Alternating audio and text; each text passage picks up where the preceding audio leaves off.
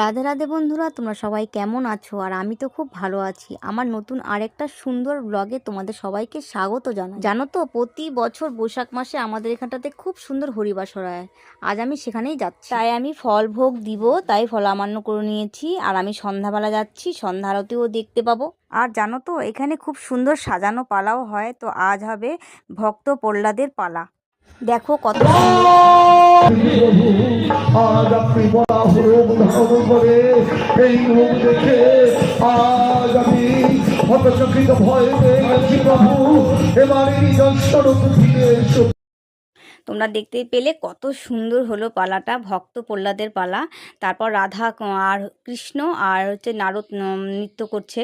খুব সুন্দর হয় এই সাজানো পালাগুলো, আমার ভীষণই ভালো লাগে দেখতে। বসে বসে দেখছি অনেকক্ষণ ধরে। অনেক লোক এখানটাতে প্রতি বছর হয়, আর আমার ভীষণ ভালো লাগলো। আমি প্রতি বছর যাই, সন্ধ্যা আরতি দেখি, ভোগ দেখি। আর কালকে হবে হচ্ছে মহাপ্রভুর ভোগ, সেটাও দেখতে যাব, তোমাদের সঙ্গে শেয়ার করব। দেখো, এই দেখো সন্ধ্যা আরতি হচ্ছে।